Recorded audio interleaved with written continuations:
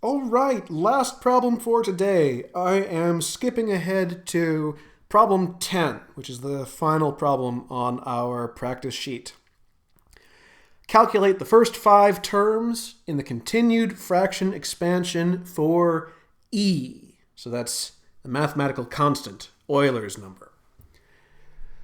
So in our notation, e has some infinite continued fraction. I've called the first integer here a0, which is then followed by a1, a2, a3, and so on. And to be clear, what I'm looking for when I say first 5 integers, give me a0 up through a4. And do be careful of rounding error, as this will be a calculator-based problem. As I was saying in today's lecture, a0 is always the integer part of the real number that I'm looking at. So here, the decimal expansion for e starts out as 2.718. So my a0 is 2. And then the fractional part that I have to work with is going to be 0.718, and so on.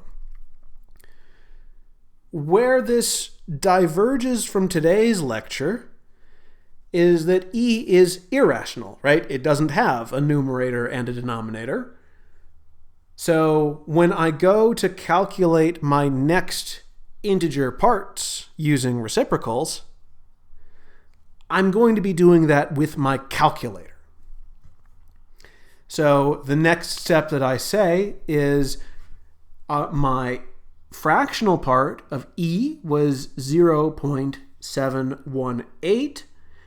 A1 is going to be the integer part of its reciprocal. So I put 1 divided by 0.718 into my calculator, and I get 1.392 and change. That tells me my A1 is the number 1. Now, this is a very important point.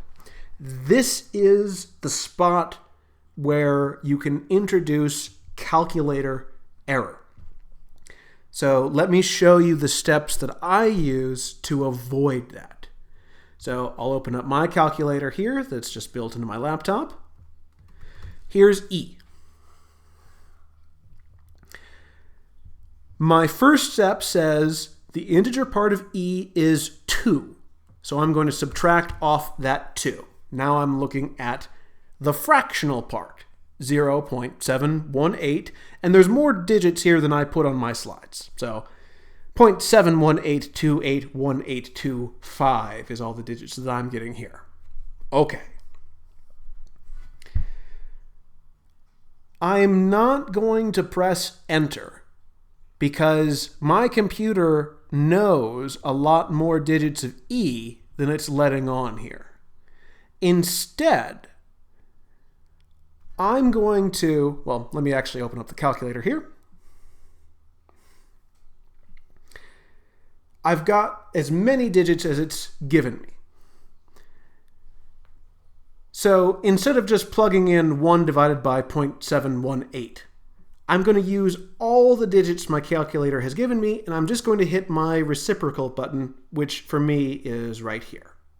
So that gets me my 1.39, and you can see that I've left off some digits on my slides. The expansion I'm getting here is 1.3922111191, and the rest. Cool. So again, we see I've got an integer part of 1, and I'm going to subtract away that 1 and get my fractional part of 0.39 and change. I'm not saying this out loud, but I need all of this here to remain in accuracy, right? If I chop it off, I don't have the correct value, and that can throw off my answer. When I calculate the reciprocal of this number, I get 2.5496467788 and so on. The important bit is that the integer part of this number is 2. So on my next slide here, right, I've got my 1 on fractional part from the previous slide. That has an expansion of 2.549 and the rest. Where'd it go? There it is. And again, this gives me my A2. So I subtract off 2 to get my fractional part. Take another reciprocal. This time I get 1.81935 and some other stuff. This 1 before the decimal point is my A3. Here it is on my slides. So my A3 is equal to 1. My next fractional part is this stuff, 0.819, and so on. So here on my calculator, I just subtract off my 1, hit the reciprocal button again, I get another 1. So this is going to be my A4. And I've got it written here on my slides as well. A4 is the integer part of the number 1 divided by 0.819 and change. And I have a typo here that I will fix in post. But that number I get is 1.220. Yep. 2204792 and the rest. That's nice. So my A4 is going to be the integer part of this number, which was 1. Put that all together. My A0 from a couple slides back was the integer 2. My A1 is 1. My A2 is 2. My A3 is 1. My A4 is 1. And that's all that the problem is asking for. As I'm marking these, if this is in fact an exam problem, which I will not tell you until Friday, I need to see the final answer, of course. I need to see these 5 integers, but I also need to see the steps along the way. So show me why the A0 is 2.